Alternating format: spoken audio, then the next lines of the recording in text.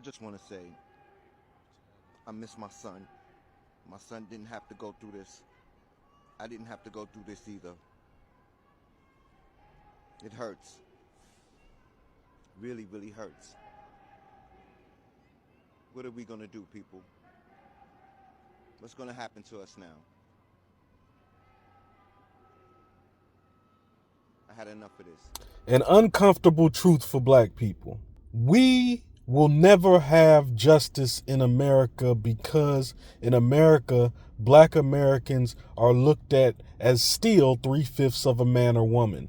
In America, black people are still looked at as entertainment, as a product, as non-human. We are still treated as entertainment, as a product, and non-human. So we will never get our just due because we aren't even looked at the way everybody else looks at each other. We aren't even treated like how everybody else treats each other. Everybody in this country, corporations down to the civilians, understand how to use our trauma, how to use our dysfunction, how to use our outrage to profit. And they view our outrage and trauma as more of a beneficial profit than our unity, than our peace. In many cases, we even view our outrage and trauma as more beneficial than our peace and unity, which is why we hop around and scramble around the real topics and we focus on the more convenient ones. You all want justice. You all want liberation. At least that's what you preach about. At least is what y'all obsess about on all these social media apps. I'm saying if that's what you want, you're going to have to get it for yourself. Meaning when George Floyd died, we shouldn't have been looking for no lifetime sentence. It should have been some brothers hired to go handle that.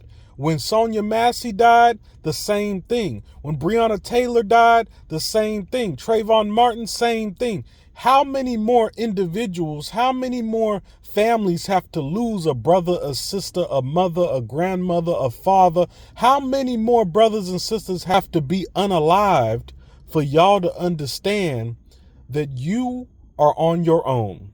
We are all we got. Black men and black women are all we have. All we have is each other. But if all you're going to focus on is attacking black men and attacking black women, yeah, I know it's repetitive, right? Yeah, I'm going to keep saying it too because y'all seem to can't get over the dang problem. So if all you're going to focus on is what the rappers are doing, what the NBA players are doing, what the NFL players are doing, what the celebrities are doing, who everybody is having sex with, if all you're going to focus on is gossip, if all you're going to focus on is putting each other down, destroying the community, helping the supremacists destroy and separate and divide this community.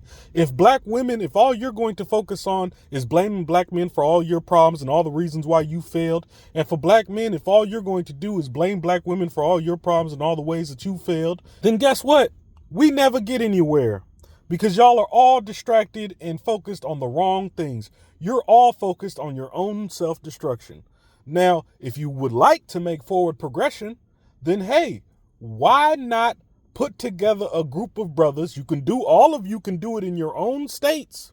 Put together a group of brothers. The neighborhood can fund them. Give $10, $20, $100 a month to these brothers, and those brothers are in charge of securing the safety of that community. If you're unwilling to do that, there's nothing else to be said here.